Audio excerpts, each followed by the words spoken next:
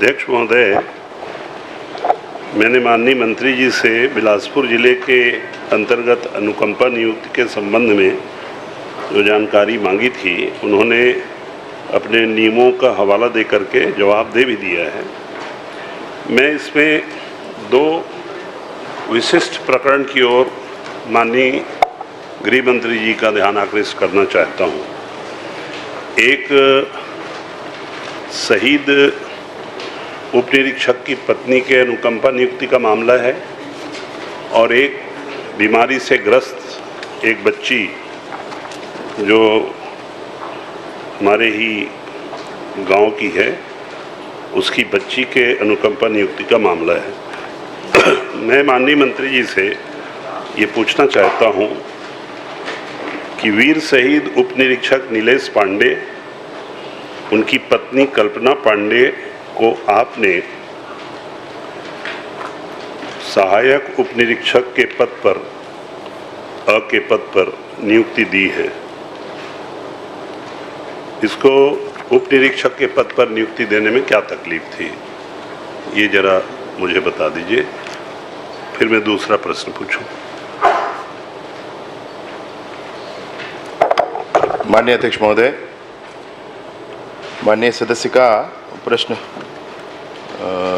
जो था उसका उत्तर इसमें दिए हैं, परंतु एक और प्रश्न जो अभी माननीय सदस्य ने कहा है कि उप निरीक्षक नीलेश पांडे, उनकी पत्नी श्रीमती कल्पना पांडे, जिनको चूँकि शहीद अगर हैं माननीय अध्यक्ष महोदय, तो उसमें विशेष पूरे विभाग की, पूरे सरकारों की भी ये स्थिति होती है कि कैसे भी करके परिवार की सहायता अच्छे से अच्छा किया जाए। तो उनकी पत्नी को जो मिनिमम जो पद है कांस्टेबल है, उससे अतिरिक्त लिपिकीय पद में महिला होने के नाते ASIM में उनको नियुक्ति दी गई थी और ये नियुक्ति सन 2013 में दी गई थी माननीय अध्यक्ष महोदय। अध्यक्ष महोदय, मैं आपके माध्यम से माननीय उप मुख्यमंत्री जी को बताना चाहता हूं कि शहीद उप निरीक्षक युगल किशोर वर्मा, शहीद उप निरीक्षक विनोद कौशिक, शहीद उप निरीक्षक दीपक भारद्वाज की पत्नी को उप निरीक्षक अ के पद पर नियुक्ति प्रदान की गई है। तो श्रीमती कल्पना पांडे का इसी तरह से प्रधान आरक्षक श्री दुष्यंत सिंह की पत्नी चेतना सिंह को 2011 में प्रधान आरक्षक अ के पद पर नियुक्ति लेने उपरांत गृह विभाग द्वारा वर्ष 2021 में पद संशोधन कर सहायक उप निरीक्षक के पद पर नियुक्ति दी गई है। तो इसमें इसका क्या दोष है? जब इतने लोगों को आपने दिया है तो इसको भी आप सहायक उप निरीक्षक के पद पर नियुक्त कर देते। हाई कोर्ट ने अपने सुनवाई में भी ये कहा है, भारतीय संविधान के अनुच्छेद 14 समानता का अधिकार के अंतर्गत उपरोक्त उदाहरणों के आधार पर विचार करते हुए आवेदिका को प्रारंभिक नियुक्ति दिनांक से उप निरीक्षक के पद पर नियुक्ति एवं वरिष्ठता का लाभ प्रदान करने हेतु विचार करें। तो इसमें दिक्कत क्या है अध्यक्ष महोदय? मेरे पास बहुत से उदाहरण हैं, मैं जो पढ़ सकता हूं कि उप निरीक्षक युगल किशोर दुष्यंत सिंह की पत्नी चौबे जी के बेटे के लिए विशेष रूप से नियुक्ति डिप्टी कलेक्टर पर, कर्मा जी शहीद के बेटे के लिए विशेष रूप से नियुक्ति डिप्टी कलेक्टर पर। तो ये तो अपने पति के पद के लिए ही अधिकार मांग रही है, उस विधवा को, शहीद की विधवा को भटकना पड़ रहा है। ये तखतपुर विधानसभा के पौड़ी गांव की रहने वाली है। मैं ये प्रश्न यहाँ बहुत ही व्यथित मन से और मजबूरी में उठा रहा हूँ। आपको शहीद को थोड़ा सा अगर पद को सम्मान के संग दे देंगे तो क्या तकलीफ होगी? वो छत्तीसगढ़ के लिए शहीद हुए हैं, तो उनकी पत्नी को छोटे पद पर रखने का क्या मतलब होता है? तो बाबूज का पद है, तो तृतीय वर्ग कर्मचारी का ही पद। अध्यक्ष महोदय, मैं आपसे पहला ये निवेदन करना चाहता हूँ कि क्या इस मामले पर विचार करेंगे? इसी तरह से इकट्ठा जवाब दे दीजिएगा। ये एक बच्ची है एकता तिवारी, इसकी मां सहायक उप निरीक्षक अ के पद पर बिलासपुर में कार्यरत थी। इससे पहले बाल सिपाही बनाया गया, बाद में सिपाही बना दिया गया। इसमें भी बहुत से उदाहरण हैं अध्यक्ष महोदय, जो मैं पढ़ सकता हूँ। मेरे पास ये आदेश की कॉपी है। श्रीमती श्वेता सिंह, पति आरक्षक क्रमांक 992 विकास सिंह, निवासी शुभम विहार लाफागढ़ को सहायक उप निरीक्षक के अपद पर आमद दिनांक से अनुमति प्रदान की गई। अध्यक्ष महोदय, प्रश्न काल है, प्रश्न करिए। ये तो भाषण हो गया बेटा। आप नहीं समझेंगे। आसंदी में तो अध्यक्ष महोदय हैं। नहीं, आप व्यवस्था आप कब से देने लगे? व्यवस्था देने के लिए है ना। रेफरेंस दे के पूछूंगा। आप बहुत अच्छा बोलते हैं, मेरे को मालूम है, लेकिन जरा मुझे पूछने दीजिए, मैं जैसे अच्छा या बुरा जो भी पूछ रहा हूँ। अध्यक्ष महोदय, इसी तरह से रुपेश खलको को भी प्रधान आरक्षक के पद पर नियुक्त दिया गया, उसके नीचे नहीं दिया गया। ये बहुत से आदेश की कॉपी है। तो ये दोनों मामले में मैं आपसे ये चाहता हूँ कि शहीद की विधवा को अगर उसकी मांग के अनुरूप उसके पति के रैंक के हिसाब से दे सकते हैं तो वो कर दें, और ये इस लड़की के लिए भी विचार कर लें।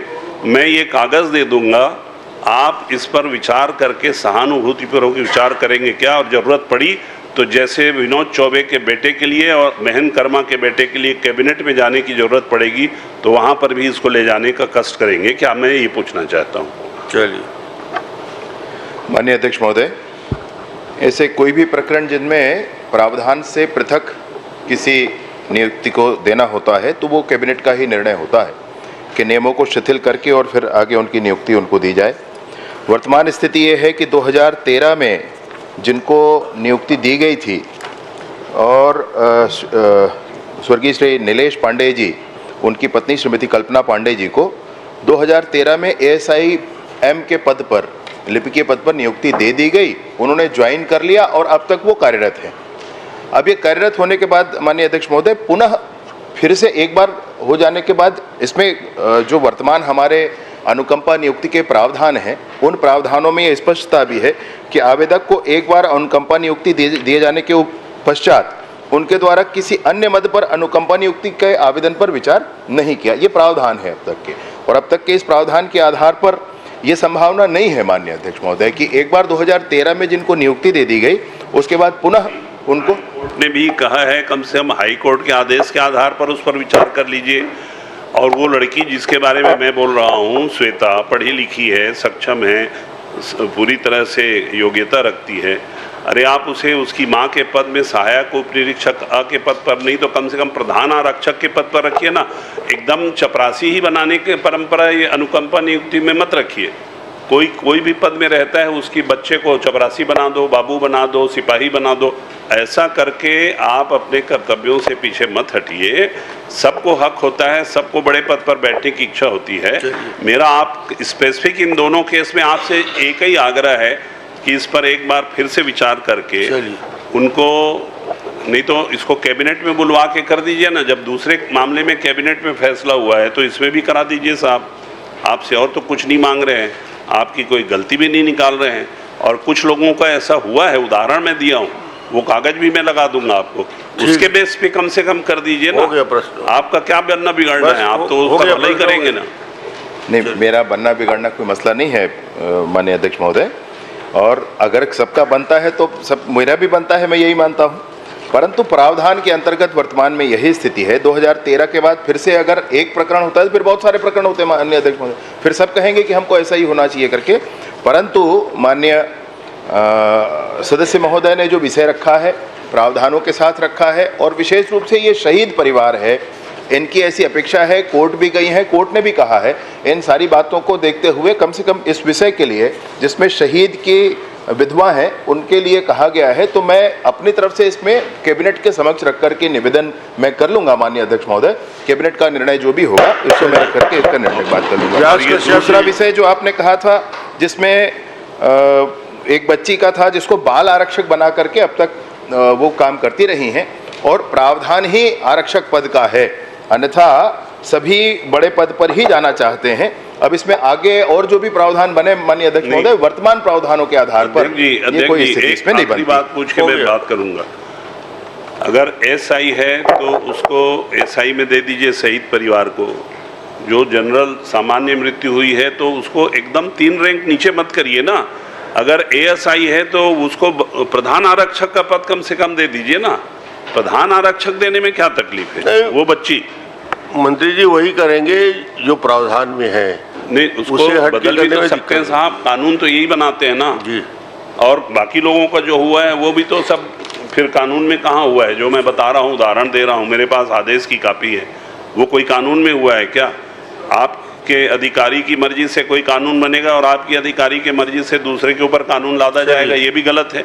इसलिए मैं आपसे निवेदन कर रहा हूँ कि कम से कम प्रधान आरक्षक के पद पर उस दूसरी बच्ची को दे दें और उस शहीद विधवा को, शहीद की विधवा के बारे में एक बार पुनर्विचार करके उनकी मदद करेंगे क्या? मैं आपके पास 2 दिन बाद ज्ञापन दे दूंगा, कागज। नहीं, माननीय अध्यक्ष महोदय, माननीय सदस्य ने पहले ही पूरे विषयों को दिया हुआ है और विभाग के पास भी पूरी जानकारी है। तो ये शहीद परिवार का जो विषय है उसके लिए मैं अवश्य ऐसा करता हूं, परंतु बाल आरक्षक के रूप में जिनको नियुक्ति हो गई है और बाल आरक्षक के रूप में वो काम करके अभी आरक्षक पद के लिए अनेक बार उनसे कहा गया, अपनी योग्यता क्षमता के आधार पर उन्होंने स्वीकार अस्वीकार अभी कुछ भी नहीं किया है, परंतु स्थिति वही बनी हुई है। इस पर यह कह पाना संभव ही नहीं है कि उनको किसी और बड़े पद पर तुरंत ही नियुक्ति दी जा सकेगी। माननीय अध्यक्ष, क्रमांक 2 व्यास कश्यप जी। माननीय अध्यक्ष महोदय, जांजगीर चांपा क्षेत्र में स्वीकृत कार्यों की अद्यतन स्थिति के विषय में मेरा प्रश्न था माननीय मंत्री जी से। जो जवाब आया है कि वह जवाब है कि मुख्यमंत्री समग्र योजना में 20.8 लाख रुपए 8 कार्य स्वीकृत किए गए थे। खाली स्वीकृति कागज पर ही है, कार्य प्रारंभ नहीं हुआ है। कारण बताया गया कि त्रिस्तरीय पंचायत चुनाव के कारण यह काम नहीं हो सका है, जबकि बजट मार्च में स्वीकृति हो जाता है महोदय, अप्रैल तक जारी हो जाता है, दिसंबर जनवरी में आचार संहिता लगा है और यह वित्तीय वर्ष बजट भी चला जाएगा। तो क्या यह काम हो पाएंगे कि इसकी स्वीकृति पुनः आगामी वित्तीय वर्ष में रहेगा कि यह रुक जाएगा कि मिलेगा? माननीय मंत्री महोदय। माननीय अध्यक्ष महोदय, माननीय सदस्य ने जो विषय कहा है कि मुख्यमंत्री समग्र ग्रामीण विकास योजना के अंतर्गत उनके विधानसभा में कितने कार्य स्वीकृत हुए हैं, तो ये कुल 8 कार्य हैं जिसका 20,80,000 रुपया स्वीकृत हो गया है माननीय अध्यक्ष महोदय। और प्रारंभ में जब रिपोर्ट इनको जानकारी उपलब्ध कराई गई तब यह स्थिति थी। वर्तमान में इनके कार्यों की स्वीकृति आदेश भी जारी हो गए हैं माननीय अध्यक्ष। चलिए। माननीय अध्यक्ष महोदय, स्वीकृति आदेश कहाँ किस किस ग्राम पंचायत में कितनी की है, इसकी जानकारी प्राप्त नहीं हो पाई है। खाली ये आया कि इतने 8 कार्य के इतने लगे हैं। कृपा करके वो स्वीकृति आदेश किन किन ग्राम पंचायतों में कहाँ कितनी है वो उपलब्ध करा देंगे कृपा करके। एक विषय मेरा मनरेगा के अंतर्गत भी था कि भाई मनरेगा के अंतर्गत कार्य तो स्वीकृति किया गया है महोदय, परंतु अधिकांश काम अभी भी अप्रारंभ है। यह राष्ट्रीय योजना है, मजदूरों को लाभ पहुंचाने की योजना है काम के साथ साथ, पर वो भी अगर अप्रारंभ है तो ऐसा क्यों? क्या कारण है माननीय मंत्री महोदय कि यह भेदभाव क्यों हो रहा है हमारे क्षेत्र में? मैं कृपा करके आपसे जानकारी चाहता हूं। माननीय अध्यक्ष महोदय, माननीय विष्णुदेव जी की सरकार है, पालनहारी सरकार है, भेदभाव का विषय ही नहीं हो सकता। और विशेष रूप से माननीय सदस्य ने जो जानकारी मांगी थी वो उपलब्ध कराया गया है। नवागढ़ में और बलौदा, इनके दोनों ही विकासखंड इनके विधानसभा के, जिसमें जो अप्रारंभ कार्य दिख रहे हैं माननीय अध्यक्ष महोदय, चूंकि नरेगा का कार्य है, पंचायत से प्रस्ताव लेकर के स्वीकृति करके कार्य को रखा जाता है और जब काम की मांग करते हैं तब वो कार्य वहाँ पर प्रारंभ किया जाता है। तो अप्रारंभ कार्यों से व्यथित होने की कतई आवश्यकता नहीं है। अगर हम जनजागरण करके और काम की मांग करवा सकें तो स्वीकृत होकर के कार्य रखा हुआ है माननीय सदस्य महोदय, कार्य स्वीकृत होकर रखा है, आप जरूर कार्य करवा लें, उसमें कहीं कोई संशय नहीं है। राशि और कार्य सब कुछ स्वीकृत होकर के रखा है। जी धन्यवाद माननीय मंत्री महोदय। उसी प्रकार से ब्याज की राशि, जांजगीर चांपा में ब्याज की राशि से स्वीकृत कार्यों की अद्यतन स्थिति की भी जानकारी आपने उपलब्ध कराई है। तो नवागढ़ विकास खंड में कुल 15 काम स्वीकृत हुए थे और अपूर्ण है 14 काम, एक ही काम मात्र पूर्ण हो चुके हैं माननीय महोदय। उसी प्रकार से आपके यह स्थिति यह बताती है कि भी हमारे माननीय अधिकारी, आप सब मेहनत करते हैं, हम सब मेहनत करते हैं, कार्य की स्वीकृति करा लेते हैं, परंतु कार्य को पूर्ण कराने में वो जो लापरवाही बरती जा रही है उचित नहीं है। गांव के विकास कैसे हो पाएगा? आपका विभाग है माननीय मंत्री महोदय, हम चाहेंगे कि भाई आप जो भी दें हमें स्वीकृति उतना ही पर्याप्त है, पर समय सीमा पे काम तो हो जाए ना। ये ना हो कि वर्तमान में जो बजट में स्वीकृत काम है वो कार्य अपूर्ण अगर है या कि शुरुआती नहीं हो पाया है, आप उस पैसे को वापस बुला लेते हैं, तो ऐसे में विकास कहाँ हो पाएगा? मैं आपसे इस विषय में चाहूँगा कि आप कम से कम अपना वक्तव्य दें ताकि ये भी काम पूर्ण हो जाए महोदय। जी, माननीय अध्यक्ष महोदय, माननीय सदस्य ने जिस विषय पर कहा है कि जांजगीर चांपा में विभिन्न मद में जो ब्याज की राशि है उससे हुए निर्माण कार्यों के संदर्भ में, तो 15वें वित्त की राशि और जिला पंचायत विकास निधि, ऐसे 2 निधियों के ब्याज की राशि से निर्माण कार्य वहां स्वीकृत किए गए हैं और वह भी बहुत पुराना नहीं है माननीय अध्यक्ष महोदय। माननीय सदस्य स्वयं जिला पंचायत की उस बैठक में उपस्थित थे जिसमें यह निर्णय लिया गया और निर्णय लेने के बाद फिर जिला पंचायत को ही स्वीकृत करना है, वहीं पर इस कार्य को आगे बढ़ाना होता है और वहीं पर यह काम आगे भी बढ़ाया गया है। एक ही है, नवागढ़ में 15 कार्यों में एक कार्य जो पूर्ण और 14 अपूर्ण मतलब प्रगतिरत बताए गए हैं और बाकी अन्य स्थानों पर भी ये कार्य स्वीकृत हुए हैं। मैं सोचता हूँ कि समय पूर्वक पूरे हो जाएंगे। ये उनके हाथ का, उनके अपने जिला पंचायत का विषय है माननीय अध्यक्ष महोदय। क्रमांक 3 विक्रम माननीय अध्यक्ष महोदय, दे दीजिए जवाब दे। नहीं, वो जवाब आ गया, उस बात को स्वीकार कर रहा हूँ। जिला पंचायत में 5 साल कार्य कराने का भी मुझे अनुभव है माननीय मंत्री महोदय। सम्मानित सदस्य बैठे हुए हैं, सम्मानित सदस्य भी जिला पंचायत के पदेन सदस्य रहते हैं, ये भी बैठक में आपको अनुभव है कि भाभी जी का अनुभव है? मेरा भी अनुभव है, सांसद प्रतिनिधि के तौर पे मैं माननीय बैठता था वहां। मेरा यह कहना है कि भाई सम्मानित सदस्य बैठते हैं, सांसद विधायक उसके सदस्य रहते हैं, परंतु ऐसा भेदभाव क्यों?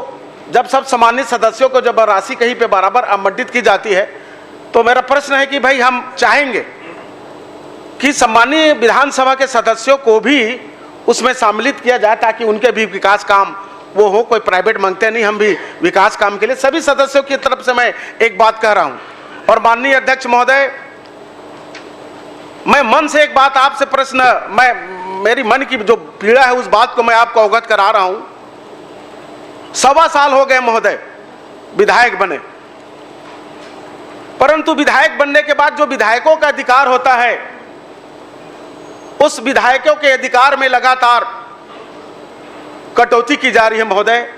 न आज तक जनसंपर्क की राशि हमारे अनुशंसा पे दी गई, बजट सत्र समाप्त होने को है, न कि माननीय प्रभारी मंत्री के द्वारा कहीं पे कुछ राशि दी गई, न कहीं पे कुछ बात आ पाती हमारे एक भी काम। ऐसा भेदभाव क्यों हमारे साथ? हमारा जो अधिकार है उसको तो कम से कम मिले। कहते कहते थक गए माननीय अध्यक्ष महोदय। कृपा करके सम्मानित जितने हमारे विरोधी दल के लोग थे, इनके लिए तो ऐसा ना हो। चर्चा मैं आपकी तरफ से आग्रह करना चाहूंगा। पंचायत विभाग की चर्चा होगी जी, तो ऐसे सारे विषयों को बोलने का पर्याप्त अवसर, ये प्रश्नकाल है, प्रश्न तक ही सीमित रहे। प्रश्न क्रमांक 3 विक्रम मंडावी। धन्यवाद। माननीय अध्यक्ष महोदय, मैं माननीय मंत्री जी से पूछना चाहता हूं कि नियत नेला नार जो योजना बनाया गया है बस्तर के इन जिलों के लिए, क्या इसके लिए बजट में कोई प्रावधान है या नहीं है?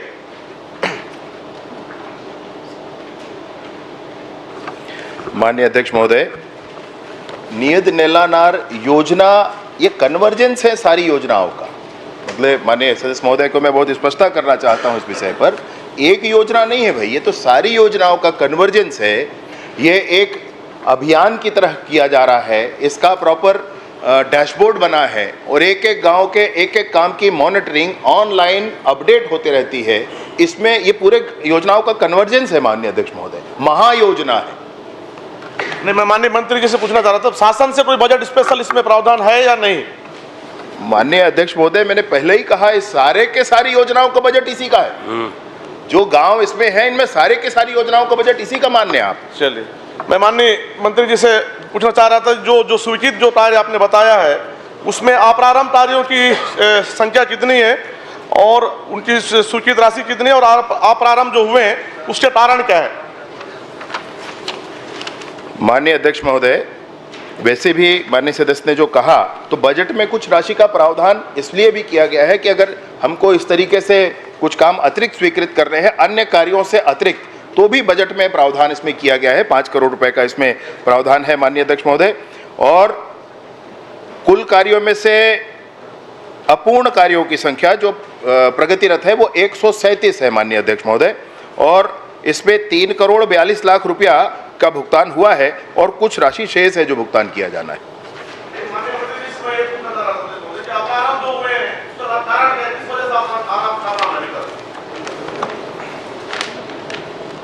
ये वर्तमान में प्रश्न का यह अंश नहीं था माननीय अध्यक्ष महोदय।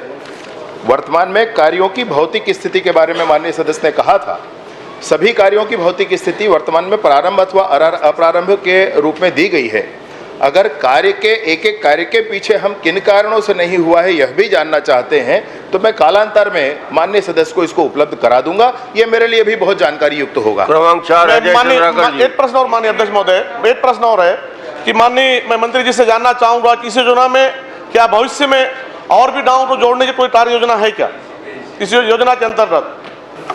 माननीय अध्यक्ष महोदय, मैं बड़ी प्रसन्नता के साथ अब इस विषय को आपको थोड़ा विस्तार करके बताना चाहता हूं, क्योंकि ये महत्वपूर्ण प्रश्न भी है और बहुत आवश्यक भी है समूचे छत्तीसगढ़ के लिए, यहाँ तक समूचे भारतवर्ष के लिए। नियत नैलानार जो अभियान प्रारंभ किया है माननीय विष्णुदेव साय जी ने, और उसके माध्यम से बीजापुर जिले में अब तक 19 और 2 दिन पहले का अगर काउंट कर लेंगे आपको जानकारी देने के उपरांत का, तो 20 कैंप नए कैंप लगाए जा चुके हैं। 19 जो कैंप हमारे पुराने लगे हुए, पुराने अर्थात नई सरकार के बाद के हैं माननीय अध्यक्ष महोदय, उसमें 27 ग्राम पंचायतों को और 58 ग्रामों को लिया गया है। अभी फिर से जो 20वां कैंप लगा है माननीय अध्यक्ष महोदय, इसमें फिर कोई ग्राम पंचायत और ग्राम फिर इसमें सम्मिलित हो जाएंगे। और इन सारे कैंपों के आसपास मैं बड़े ही प्रसन्नता के साथ आपको थोड़ी सी जानकारी देना चाहता हूं माननीय अध्यक्ष महोदय कि पामेड़ से बीजापुर इस रास्ते जाने के लिए माननीय विधायक महोदय, माननीय सदस्य बहुत अच्छे से इस बात को जानते होंगे, पहले आप तेलंगाना होकर जाते थे, 250 किलोमीटर पड़ता था माननीय अध्यक्ष महोदय, और अभी 25 वर्षों बाद पिछले महीने से ही पामेड़ से बीजापुर भोपालपट्टनम से होकर के आप जा रहे हैं और ये 90 किलोमीटर में आप पहुंच जा रहे हैं माननीय अध्यक्ष महोदय। वो सारा रास्ता जिसको नक्सलियों ने घेर कर रखा था, बड़े दिनों से 25 वर्षों से ये रास्ता बंद था, अब वो खुल करके डिस्ट्रिक्ट का प्रशासन जो है वो वहां पर बस चलवा रही है माननीय अध्यक्ष महोदय, और ये बस चलना प्रारंभ हो गई है।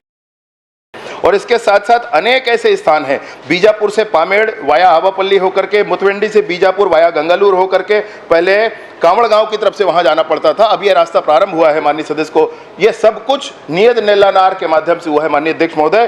कोंडापल्ली का साप्ताहिक बाजार भी 25 वर्षों के बाद अब पुनः पल्लवित हुआ है माननीय अध्यक्ष महोदय। ये सारे काम नियत नैलानार के माध्यम से किए गए हैं, माननीय विष्णुदेव साय जी की सरकार में किए गए माननीय अध्यक्ष। चलो छोटा प्रश्न करो। माननीय मंत्री जी, आपने कहा कि कन्वर्जेंस से हो रहा है नियत नैलानार में, तो कितने विभाग की कितनी राशि किसके साथ कन्वर्जेंस की जा रही है उसकी?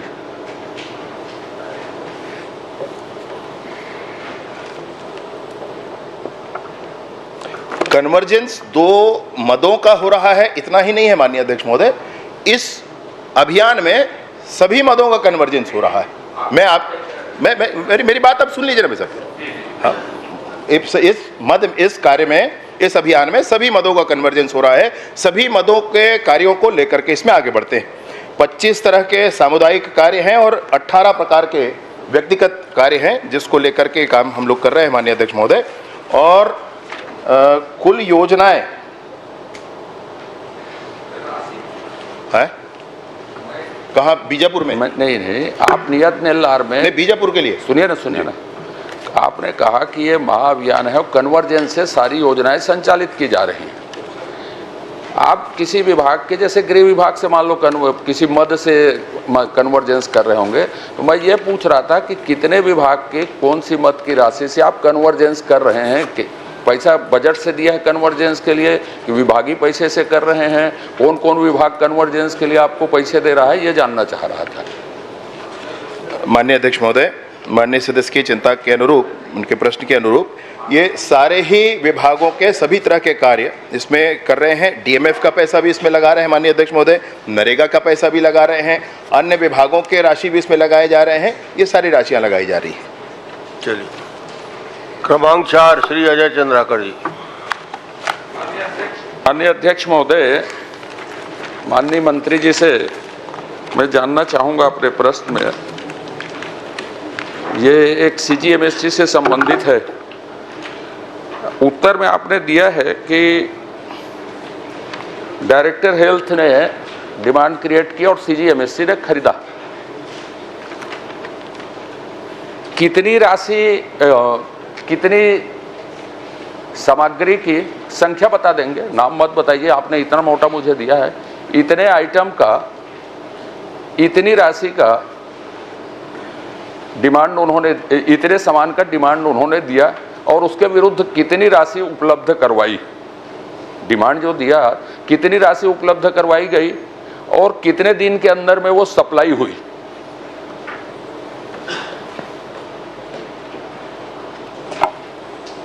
माननीय अध्यक्ष महोदय, वैसे तो प्रपत्र में बहुत ही बृहद एक 795 पेज का और एक 492 पेज की जानकारी दे दिए हैं, परंतु पृथक से इन्होंने स्पेसिफिक जो है पूछा है। तो मोक्षित कॉरपोरेशन को 2019-20 से 22-23 तक 266 प्रकार के रीजेंट कुल 453 करोड़ रुपए का खरीदी किए गए और 2023 में मैं वो पूछा नहीं। अच्छा, माननीय अध्यक्ष महोदय, मैंने ये कहा कि डीएचएस ने मांग पत्र दिया। मांग पत्र कितने सामान का दिया अब, और कितनी राशि उनको उसके विरुद्ध उपलब्ध करवाई और कितने दिन में वो सप्लाई हुई?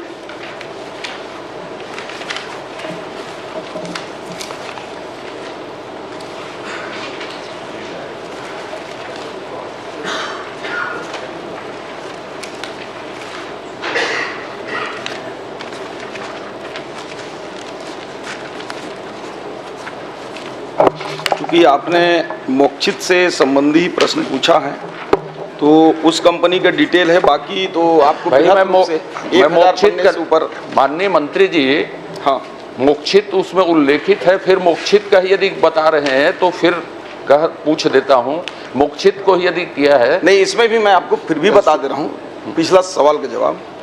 ये राज्य बजट से वर्षवार आपको बताऊं कि एक साथ बता दूं? मैं जिस विषय में पूछा हूँ, हाँ, जिस कंपनी का नाम भी मैंने प्रश्न में लिया, उस कंपनी को आपने दिया, तो उसके लिए रिएजेंट्स खरीदी जो की है आपने, कितने रिएजेंट्स की डिमांड क्रिएट हुई डीएचएस के द्वारा, उसके विरुद्ध कितनी राशि सीजीएमएससी को उपलब्ध करवाई गई, कितने दिन की अवधि में रिएजेंट उपलब्ध करवाए गए, सप्लाई की गई मतलब, और उसमें क्या क्या अनियमितताएं पाई गई?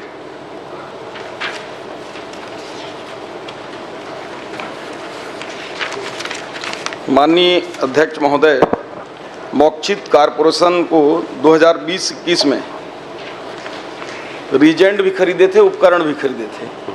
तो दोनों बताऊं कि आप उत्तर दीजिए, फिर मैं पूछ लूंगा। आप मेरे प्रश्न मत करिए ना, उत्तर दीजिए। उपकरण में 2020-21 में 10 प्रकार के उपकरण खरीदे, जिनमें उपकरणों की संख्या 256 था।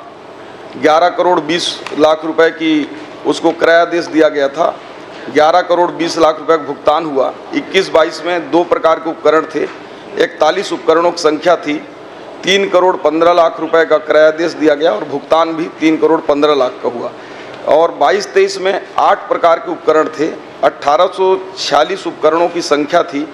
83 करोड़ 82 लाख रुपए का भुगतान हुआ और 83 करोड़ 82 लाख रुपए पूरा भुगतान हो गया। और 23-24 में माननीय अध्यक्ष महोदय 10 प्रकार के उपकरण इनसे खरीदे गए और 22 प्रकार के उपकरण थे। 81 लाख की खरीदी हुई और उसका भुगतान अभी शेष है।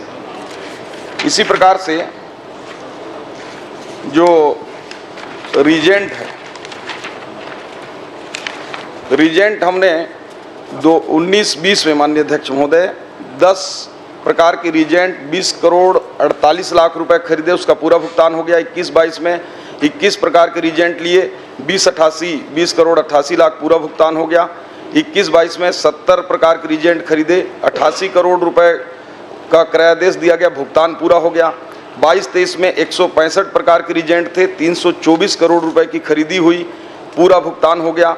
और अभी 2023 में ये 249 प्रकार के रीजेंट खरीदी हुए, 385 करोड़ का उसको क्रय आदेश दिया गया, उसमें मात्र 47 करोड़ रुपए भुगतान किया गया और 338 करोड़ रुपए देना शेष है। में क्या क्या अनियमितता पाई गई और किन अनियमितताओं की जांच हो रही है, ये आप बता दीजिए।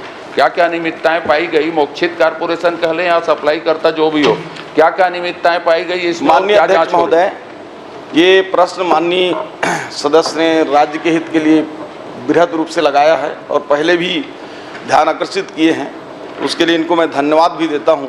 लेकिन माननीय अध्यक्ष महोदय, मैं बताना चाहूँगा कि इस प्रकरण को जैसे ही माननीय हमारे विष्णुदेव साय जी की सरकार बनी और विभिन्न अखबारों के माध्यम से ये पता चला कि इसमें अनियमितता हो रहा है, तो हमने सबसे पहले 12/1/2024 को इसको विभागीय जांच के लिए माननीय अध्यक्ष जी, आपको कैसे पता लगा ये अनियमितता? ये मुझसे मतलब नहीं है, मुझे अखबारों से पता लगा, क्या पता लगा? आपने जितना खरीदा 385 करोड़ रुपए में से कुछ करोड़ रुपए जो आपने भुगतान किए, बाकी भुगतान रोका है या नहीं होगा पैसा। आपके पास, मैं प्रश्न के शुरुआत में पूछा, पैसा उपलब्ध नहीं था तो भी आपने खरीदा क्या? डीएचएस ने मांग दी इस वित्तीय वर्ष में, पैसा उसका दिया कि नहीं दिया? पूरा मांग दिया और आपने खरीदा। तो और खरीदी में क्या अनियमितता पाई गई ये पूछा हूं, किसके द्वारा पता चला आपको? ये आपका विषय है, क्या क्या अनियमितता पाई ये बताइए। इसमें माननीय अध्यक्ष महोदय मुख्य रूप से 3 प्रकार की अनियमितता पाई गई। पहला, इसमें जितनी क्रम से चले ना, मैंने पूछा पैसा डीएचएस ने मांग की, भुगतान रुका है 300 कुछ करोड़ का, वो आपने खरीदा, वो पैसा उपलब्ध था कि नहीं था खरीदने के लिए, कि बिना पैसे के खरीदा गया? ये बताइए मुझको। जितना पैसे का प्रावधान था उससे ज्यादा खरीदी हुआ। उससे ज्यादा कि कितनी ज्यादा खरीदी हुई वो भी बता देता हूं आपको।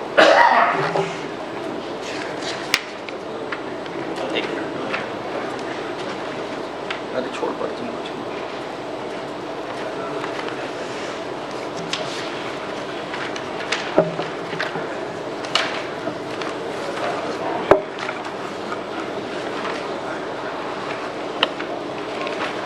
माननीय अध्यक्ष महोदय, कल चंद्राकर जी मेरे लिए आरोप लगा रहे थे कि बाकी के समय इनको दे दिया जाए, तो हम प्रार्थना कर लें कि क्या बाकी सब समय आप ही को दे दें? अरे मेरे को कहाँ दे रहे हैं? मैं तो मंत्री जी उत्तर नहीं दे रहे भाई, मैं तो चुपचाप बैठा हूँ। मेरे प्रश्नों को उत्तर आ जाए भाई, इतना ही चाहता हूँ। प्रश्न क्यों करते हो जिसका उत्तर नहीं? माननीय अध्यक्ष महोदय, 2024-25 में 120 करोड़ का बजट में प्रावधान था, उसमें 108 करोड़ रुपए आवंटन प्राप्त हुआ और मैंने जैसा बताया कि ये 385 करोड़। अगला प्रश्न कहा जाइए भाई साहब। माननीय अध्यक्ष महोदय, 325 आपने स्वीकार कर लिया पैसा उपलब्ध नहीं था तो भी खरीदा गया। सीजीएमएससी के नियम में या स्वास्थ्य विभाग के किसी नियम में पैसा नहीं है और खरीदा जा सकता है क्या? और ऐसी खरीदी की गई तो उसके खिलाफ आप क्या कार्रवाई कर रहे हैं? कौन खरीदा और किसके खिलाफ क्या कार्रवाई कर रहे हैं ये बताइए। माननीय अध्यक्ष महोदय, इन्हीं सब गड़बड़ियों के चलते इतिहास का आपसे गड़बड़ियों की जांच में बात में जो इसमें मैं हाथ जोड़ के प्रार्थना कर रहा हूं आपसे। अरे आप जानना क्या चाहते हैं? हमने ईओडब्ल्यू जांच को जांच तक तो बाद में, और इसमें 15 अधिकारियों के खिलाफ हमने एनओसी दिया है। आपने बहुत अच्छा किया। इससे बड़ा बृहद क्या हो सकता है? आपने आरोपी जो फर्जी के अभी जेल में है, मैं जो इससे बड़ी कार्रवाई क्या हो सकती है? मैं जो सरकार आने के साथ हमने 1 महीने में जांच कराया। भाषण मत दीजिए, प्रश्न का उत्तर दीजिए। प्रश्न का उत्तर ही दे रहा हूं। मैंने पूछा है आपसे कि जो पैसा नहीं होने के बाद खरीदा गया, आपके नियमों में है क्या ऐसी खरीदी हो सकती है? और यदि नियमों में नहीं है तो उस कौन अधिकारी ने ऐसा किया, उसके खिलाफ आपने क्या कार्रवाई की, ये पूछा हूं। आपने 25 लोगों को जेल में डाला है, 40 की, ये इससे मतलब नहीं। मेरा प्रश्न स्पेसिफिक है, उसमें उत्तर चाहिए मुझको। माननीय अध्यक्ष महोदय, ये मामला बड़ा बृहद रैकेट के रूप में किया गया। ये नियम में नहीं है कि बिना आवंटन के खरीदा जाए, परंतु हेल्थ एक ऐसी व्यवस्था है कि कभी कभी कुछ मात्रा में उसको, कुछ मात्रा 385 करोड़ की नहीं हो सकती माननीय अध्यक्ष महोदय। बोलने कुछ मात्रा बैठिए, सुन तो लीजिए जवाब सुनिए। मेरी जवाब को पूरा सुन लिया जाए माननीय, पूरा जवाब सुन ले, फिर बाद इसके में बाद जो प्रश्न आएगा तो करने आराम से, आप धैर्य से बैठिए, आप जवाब दीजिए। हेल्थ में नियम के नहीं होने पर थोड़े मोड़े मात्रा किया जाता है, परंतु महोदय ये 385 करोड़ का मामला था। हमने शुरू में जनवरी में ही जांच के लिए विभागीय जांच करवाए, और जांच में धीरे धीरे प्रतीत हुआ कि जांच करने वाले ही उसमें खुद मिले हुए हैं। तो हमने जो है पूरे इस मामले को उठाकर विधानसभा में प्रश्न भी आया, और माननीय मुख्यमंत्री जी के निर्देश के अनुसार हमने प्रदेश की सबसे बड़ी जांच एजेंसी ईओडब्ल्यू को हमने उसको स्थानांतरित किया, और इसमें 15 अधिकारियों के खिलाफ हमने एनओसी भी दिया है कि उनके खिलाफ भी करिए अभी, और इसमें जो भी जांच के दायरे में ईओडब्ल्यू कर रही है। आपसे मैं संरक्षण चाहता हूं, आपने क्या कार्रवाई की माननीय मुख्यमंत्री, आपने जीरो टॉलरेंस किया, वो आप सब बधाई ले लो मेरी, लेकिन कृपा करके मैं जो स्पेसिफिक प्रश्न किया हूं उसका उत्तर दे दीजिए, और उसके बाद मैं नहीं पूछूंगा आपसे प्रॉमिस। एक आखिरी प्रश्न जो भी कर रहे हैं कर लीजिए। माननीय अध्यक्ष महोदय, एक मिनट माननीय अध्यक्ष महोदय, आपसे आग्रह करूंगा, आप बहुत सीनियर आदमी हैं, प्रश्न की संख्या के बजाय यह भी देखा जाता है कि प्रश्न के उत्तर आ रहे हैं कि नहीं आ रहे हैं, और पॉइंटेड पूछ रहा हूं मैं, तो उत्तर नहीं आ रहे हैं तो संख्या का कोई मतलब नहीं। चलिए पॉइंटेड जवाब दे रहे हैं, चलिए माननीय थोड़ा प्रश्न आप मैं जो पूछा हूं उसी में बताइए। आपने जो जो कार्यवाही की हो उसमें नहीं पूछा हूं, हाथ जोड़ के आपके प्रार्थना कर रहा हूं मैं। जितनी राशि मैंने बिना राशि के खरीदी की गई, ये आपके नियमों में है कि नहीं है, तो आपने नहीं है कहा।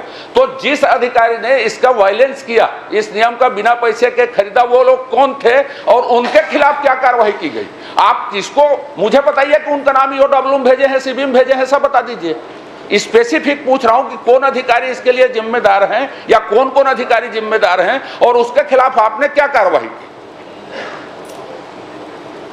माननीय अध्यक्ष महोदय, वही बात मैं माननीय सदस्य को समझाने का प्रयास कर रहा हूं कि हम 12/1 को जब समझ में आए कि नियम विरुद्ध है, तो विभाग ने अपना जांच करने के लिए हमने आदेशित किया, और ये जांच रिपोर्ट जो है वो पूरा गोलमोल था, समझ से बाहर था। और माननीय सदस्य धर्मलाल कौशिक जी प्रश्न भी किए, और नहीं भी करते तो उससे पहले हमने ईओडब्ल्यू की पूरी फाइल तैयार कर ली थी, अभी बता दे रहा हूँ, उसमें डेट आ जाएगा। तो हमने ऐसे अधिकारियों के खिलाफ, मैंने बताया कि 15 अधिकारी हैं, इसमें 2 बड़े अधिकारी हैं, चूंकि ईओडब्ल्यू में जांच नहीं चल रहा है, शायद वो सदन में उनके नाम बताना उचित नहीं होगा।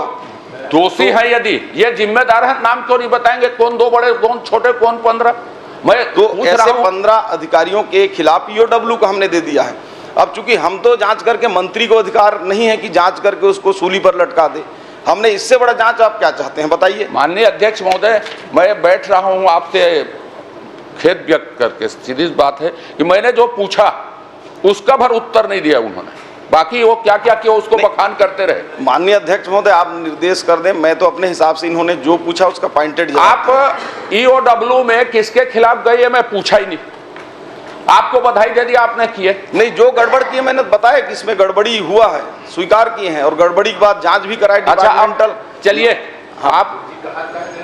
आप उत्तर नहीं दे रहे हैं मुझको, तो मत दीजिए। मैं ये पूछ रहा हूं कि इसमें जो कारपोरेशन का नाम मैंने उल्लेखित किया, उस कारपोरेशन के खिलाफ भी आप ईओडब्ल्यू में गए हैं, तो उसके खिलाफ क्या क्या किन किन मुद्दों में जांच हो रही है ये बता दीजिए। उन्होंने क्या क्या गड़बड़ी की है सप्लाई कर्ता ने, जिसके खिलाफ आप जांच करवाए हैं, आप जांच करवाए हैं और ईओडब्ल्यू को दिए हैं। तो जिन्होंने सप्लाई की है, उन्होंने सप्लाई करता है, उन्होंने क्या क्या गड़बड़ी की है जिसके खिलाफ आप ईओडब्ल्यू में गए हैं, ये मेरा आखिरी प्रश्न है। चलिए। माननीय अध्यक्ष महोदय, उसमें सप्लाई करता और सप्लाई कराने में जिनका हाथ था, जिन अधिकारियों का, कर्मचारियों का, पूछ रहा हूं मैं, उन सबके खिलाफ ईओडब्ल्यू में हमने नाम दिया है। और मुख्य रूप से जो ये बिंदु पूछ रहे हैं कि सप्लाई करता क्या क्या गड़बड़ी था, तो उसके तो गड़बड़ी नंबर 1 कि बिना किसी प्रकार के उसमें खरीदी नियम में जो दर हैं वो 100 रुपये की चीज़ को 10 गुना 8 गुना रेट में खरीद लिया गया था। वो जांच हुआ। ऑर्डर मिला है। दूसरा उसने ऑर्डर मिला, ठीक है, मैं रुकिए, आपके विभाग ने ऑर्डर दिया उतने पैसे में सप्लाई का उनको। अरे उसी में तो आ रहा हूं मैं। इसके बाद जो ऑर्डर दिए माननीय अध्यक्ष महोदय, उसमें नियम है कि उसको चालू करके उसमें रीजेंट जांच चालू होने के बाद भुगतान होता है। अभी भी 700 से ऊपर मशीनें हैं, आज तक नहीं चालू हो पाई हैं।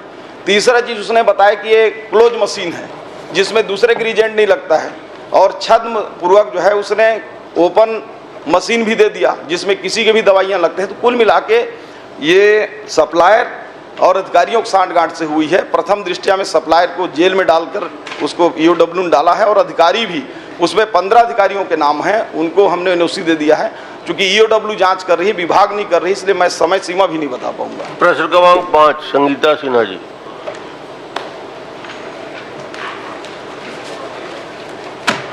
माननीय अध्यक्ष महोदय जी, मैंने स्वास्थ्य मंत्री से जानकारी चाही थी कि हमारे जो जिला चिकित्सालय और सामुदायिक स्वास्थ्य केंद्र में रिक्त पदों की पूर्ति के लिए और जितने भी रिक्त हैं सभा अध्यक्ष महोदय जी, तो मैंने देखा इनके उत्तर में जितने भी आए हैं अध्यक्ष महोदय जी, रिक्त पद बहुत सारे हैं। अगर मैं अपने जिला की बात करूं तो आदरणीय अध्यक्ष महोदय जी, नेत्र रोग विशेषज्ञ का पद 1 है तो 1 रिक्त है। वैसी निषेधना के 2 पद हैं तो 2 रिक्त हैं। रेडियोलॉजिस्ट 1 पद है तो 1 रिक्त है। नाक कान गला के 1 पद है तो 1 रिक्त है। तो देखा जाए अध्यक्ष महोदय जी, बहुत सारे हैं, नाम लूँगी तो बहुत लंबा हो जाएगा। तो मैं निवेदन अपील कर रही हूँ और जानना चाह रही हूँ कि ये रिक्त पदों की कब तक भर्ती हो जाएगी।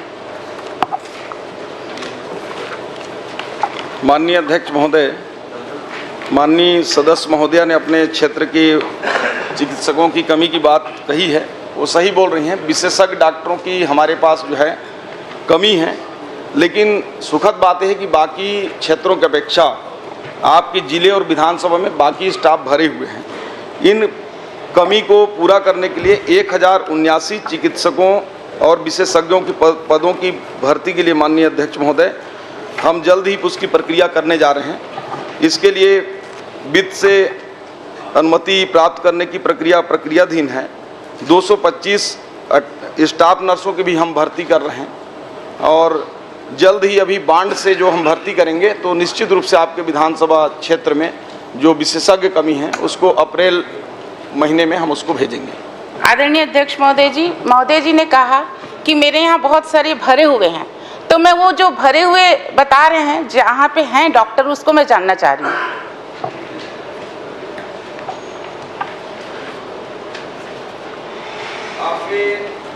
संजरी बालोद विधानसभा में सूची दे दूंगा, लंबा लगेगा पढ़ने में, लेकिन कुल 343 स्वीकृत पद हैं। 343 पद के आदरणीय अध्यक्ष महोदय जी, मैं स्वीकृत पद की बात नहीं कर रही। नहीं, आगे तो बताऊंगा, तब तो उसके विरुद्ध में कितना भरा है, कितना रिक्त है जी। तो उसके विरुद्ध में 343 के विरुद्ध में 222 कार्यरत हैं, 123 रिक्त हैं। उसी प्रकार से NHM में भी हम 226 पद है, उसमें 216 भरे हैं, केवल 10 रिक्त है, और अन्य 7 बांड के डॉक्टर हैं। इस प्रकार से आपके यहाँ NHM से तो 95% भरे हैं, और हमारे DHS के रेगुलर में वो भी लगभग 65% स्टाफ भरे हुए हैं। आदरणीय अध्यक्ष महोदय जी, वहाँ पे एक भी स्त्री रोग विशेषज्ञ नहीं है, एक भी मनोरोग चिकित्सक नहीं है, एक भी शिशु रोग विशेषज्ञ नहीं है। अध्यक्ष महोदय जी, वहाँ पे अगर मनोरोग बच्चा मेंटल आते हैं, उनको बाहर रिफर किया जाता है सर्टिफिकेट बनाने के लिए। आदरणीय अध्यक्ष महोदय जी, जब यहाँ है ही नहीं तो महोदय जी पता नहीं कहाँ से आंसर लेके आए हैं, और उसको अध्यक्ष महोदय जी मैं निवेदन कर रही हूँ, इसको विशेष रूप से ध्यान दें और बहुत जल्द से जल्द, अगर आप व्यवस्था नहीं कर पाते अध्यक्ष महोदय जी, निवेदन करिए स्वास्थ्य मंत्री से, तो उसको बंद कर दीजिए। जिला अस्पताल, सामुदायिक अस्पताल बंद कर दीजिए, क्योंकि वहाँ स्टाफ ही नहीं है, एक्सीडेंटल केस आते हैं बहुत सारे अध्यक्ष महोदय जी। तो एक मेरा दूसरा क्वेश्चन है इसी में अध्यक्ष महोदय जी, कि जो विगत वर्षों में जो प्रसव के आपके पास प्रकरण आए हैं, उसमें कितने सिजेरियन प्रसव हुए हैं और कितने प्रकरण में आपने निजी अस्पताल में रिफर किया है?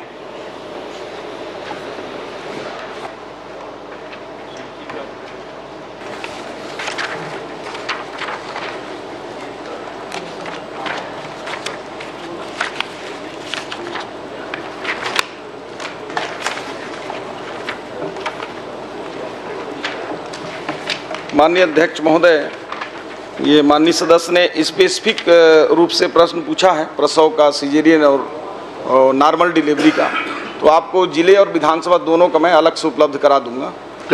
आदरणीय अध्यक्ष महोदय जी, हो गया। आदरणीय अध्यक्ष महोदय जी, बहुत गंभीर विषय अध्यक्ष महोदय जी। हमारे यहाँ प्रसव के लिए महिला जाती है अध्यक्ष महोदय जी, उनको पूरे एक दिन रखा जाता है वहाँ पे, उसके बाद जो उनका प्रसव नॉर्मल नहीं हो पाता है तो उसको रिफर के लिए निजी डॉक्टर हॉस्पिटल में भेजते हैं। और अध्यक्ष महोदय जी, कई बार इतना लेट हो जाता है इनके एम्बुलेंस के वहाँ नहीं रहने के कारण। जो हमने सर्व सुविधा युक्त एक एम्बुलेंस था अध्यक्ष महोदय जी, वो भी नहीं उपलब्ध होने के कारण कई महिलाएं की मौत हो चुकी है। आदरणीय अध्यक्ष महोदय जी, मैं स्वास्थ्य मंत्री से निवेदन करना चाहती हूँ, यहाँ पे घोषणा करें कि चलिए आप जब रिक्त पद होगा आप दे रहे हैं, उसके लिए मैं कुछ नहीं बोल रही हूँ, लेकिन वहाँ पे सर्व सुविधा युक्त जो एम्बुलेंस था उसको हटा दिया गया है, तो यहाँ पे घोषणा करें कि आप सर्व सुविधा युक्त एम्बुलेंस दें हमें। चलिए अब निश्चित रूप से वो थोड़ा दूरस्थ अंचल का है, एक एम्बुलेंस आपके यहाँ भेज देंगे। चलिए आप पूछिए। जल्द ही एक एम्बुलेंस भेजेंगे। भेज दीजिए। अध्यक्ष महोदय, पीएससी में जो आप भर्ती करने की बात कह रहे हैं, क्या ये वैसी ही भर्ती है जहां यहाँ विधानसभा में घोषणा हुआ 33,000 का, आज तक भर्ती नहीं हुआ? क्या आप भी वैसी करने वाले हैं? प्रश्न क्रमांक 6। नहीं माननीय श्रीमती गोमती साय जी। धन्यवाद सभापति महोदय जी, समय कम है, मैं ज़्यादा नहीं पूछूंगी। मेरे विधानसभा क्षेत्र पत्थलगांव में सामुदायिक स्वास्थ्य केंद्र के और सिविल हॉस्पिटल है, उसमें सुविधा संचालन करने के लिए क्या क्या व्यवस्था किए हैं, मेरा क्वेश्चन है। इसमें से उत्तर दिया गया है जिसमें से पत्थलगांव विधानसभा क्षेत्र में सिविल भी है और सामुदायिक स्वास्थ्य केंद्र भी है, जिसमें से बहुत सारा रिक्त पद है, उसको कब तक पूरा करेंगे, ये मंत्री महोदय जी से मैं जानना चाहती हूँ। जैसा कि मैंने मूल प्रश्न इससे पहले वाले में भी बताया था कि हम भर्ती प्रक्रिया जल्द ही करने वाले हैं। वैसे आपके क्षेत्र में बहुत अच्छा है वो स्थिति, लगभग 90% पद भरे हैं, फिर भी अब आपके जहाँ स्पेसिफिक रूप से कहीं डॉक्टर्स की कमी होगी तो बता देंगे। वैसे आपके यहाँ किसी भी हॉस्पिटल में डॉक्टर विहीन नहीं है। मेरा एक क्वेश्चन और है, ये बहुत बड़ा योजना है आयुष्मान कार्ड, जो शासकीय हॉस्पिटल में तो चलता है लेकिन अर्ध शासकीय हॉस्पिटल में नहीं चलता है।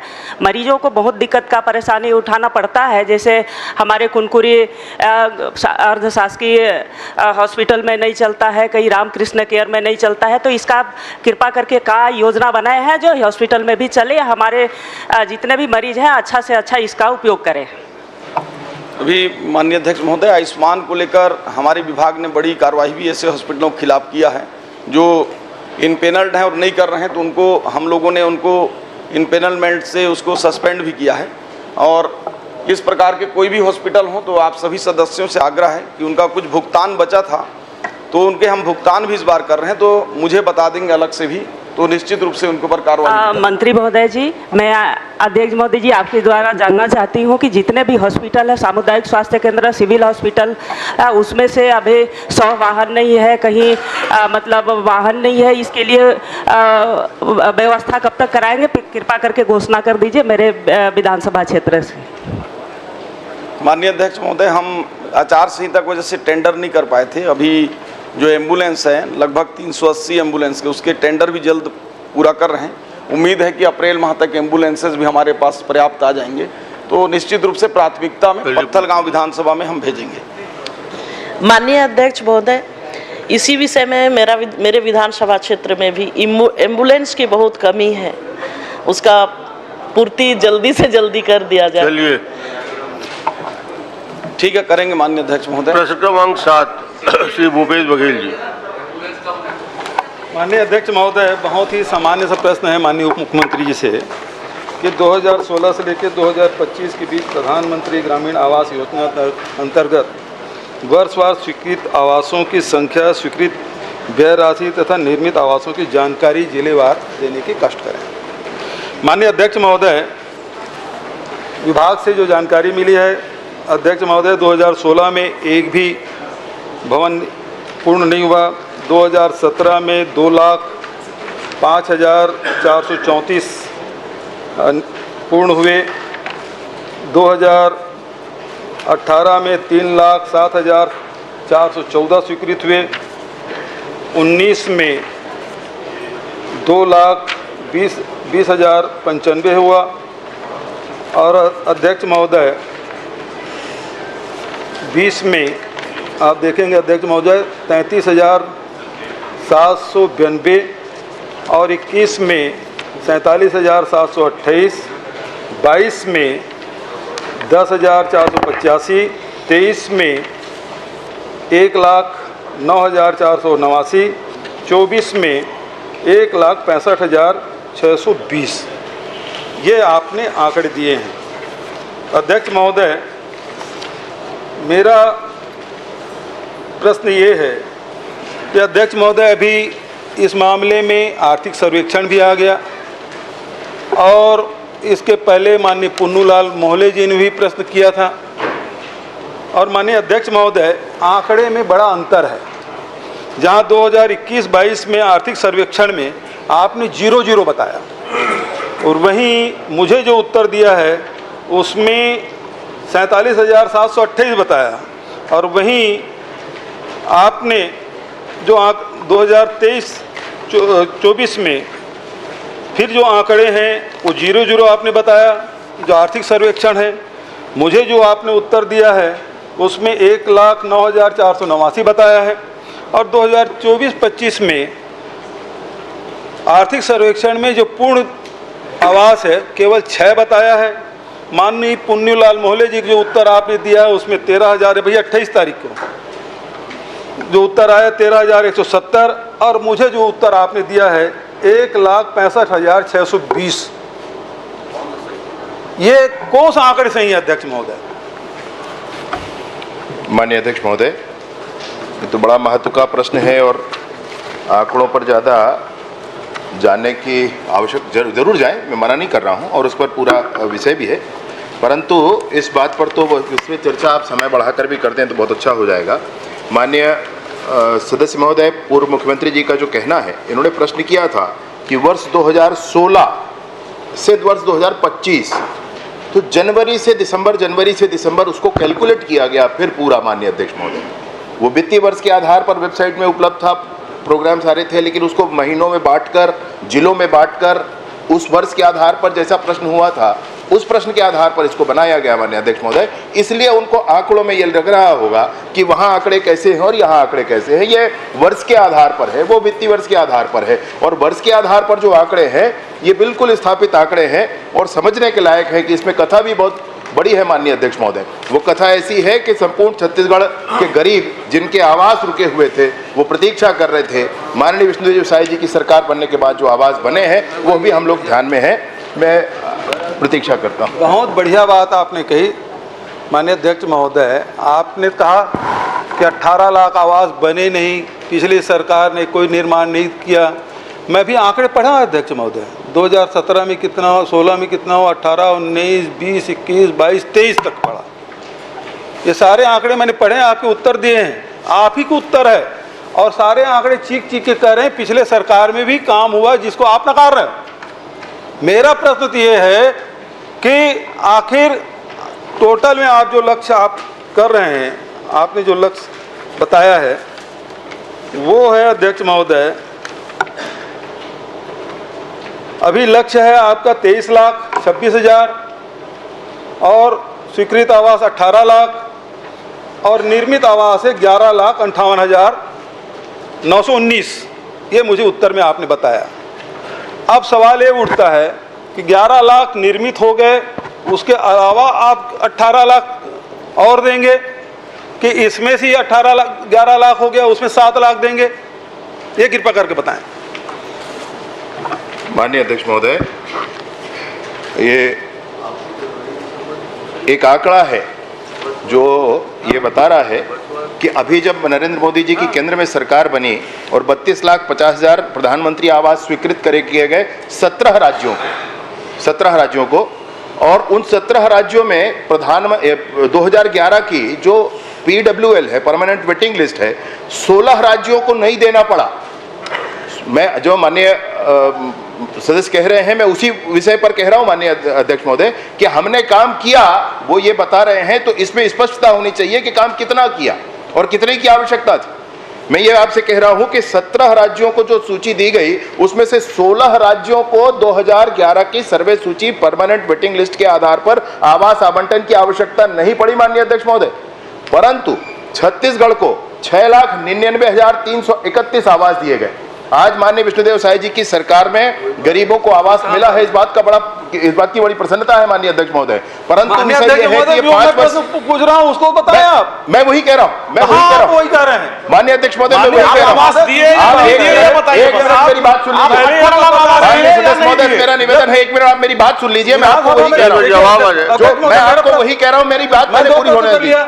दोनों प्रश्न उत्तर नहीं आ रहे अध्यक्ष महोदय। पूरा जवाब मेरे पूरे प्रश्न का उत्तर है माननीय अध्यक्ष महोदय। मेरा पहला प्रश्न था उत्तर के हिसाब से होगा, आपके हिसाब से नहीं होगा। और जब विधानसभा में पूछा जाता है तो वित्तीय वर्ष से पूछा जाता है, वो आंकड़े आपने बताए नहीं। एक बार उत्तर आ जाए, उसके बाद जो आपको शंका हो पूछ सकते हैं। समय अध्यक्ष महोदय नहीं, मैं आप समय बढ़ा दीजिए माननीय अध्यक्ष महोदय, निवेदन है मेरा। इस विषय पर तो चलिए आप जवाब आवश्यक है। समय बढ़ाने की मांग कर रहे हैं। दूसरा प्रश्न ले लें, क्योंकि माननीय ट्रेजरी बेंच से ये मांग की जा रही है कि समय बढ़ाया जाए। अभी आप 1 मिनट जवाब, अभी समय है हमारे पास। 1 मिनट जवाब करने दीजिए माननीय सदस्य महोदय, माननीय अध्यक्ष महोदय, समय जवाब है, दीजिए। आप बैठिए ना। हाँ, पहले जवाब दे दीजिए। मैं आपसे वही कह रहा हूं, कितने की आवश्यकता थी और कितना कहा किया गया है, यह इस बात का प्रमाण है। अभी केंद्र की सरकार ने 8,47,000 आवास दिए हैं माननीय अध्यक्ष महोदय, उसमें से 6,99,331 आवास 2011 की वेटिंग लिस्ट के हैं। उसमें से 17 राज्यों में से 16 राज्यों को नहीं देना पड़ा, सिर्फ छत्तीसगढ़ को देना पड़ा, क्योंकि ये काम बकाया रह गए थे। और ये काम सिर्फ छत्तीसगढ़ में बकाया रह गए थे, कोरोना का काल और ये वो, ऐसी कोई बात नहीं माननीय अध्यक्ष महोदय। उसी समय में झारखंड ने जितने लक्ष्य दिए गए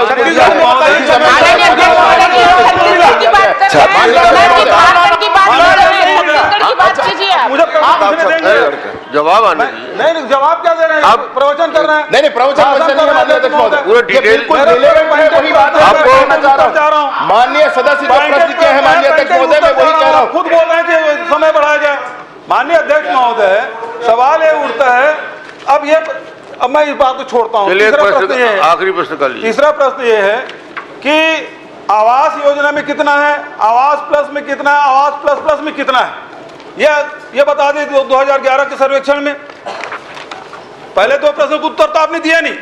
नहीं, पहला प्रश्न का उत्तर बिल्कुल दिया हूं भाई, और अगर आपको कोई विषय हो तो मैं बता दूं आपको।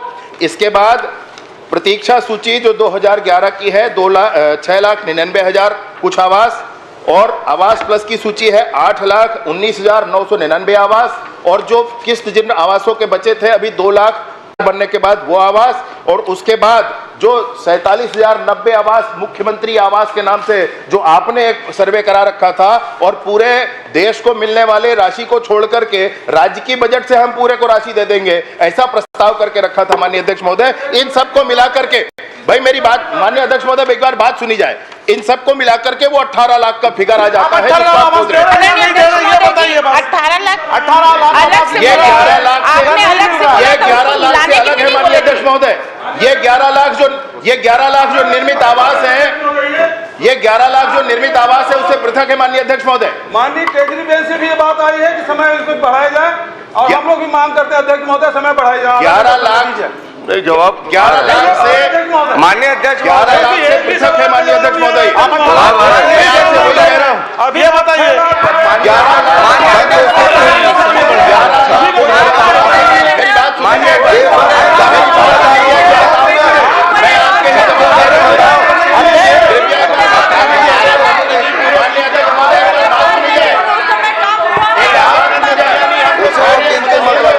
प्रश्न का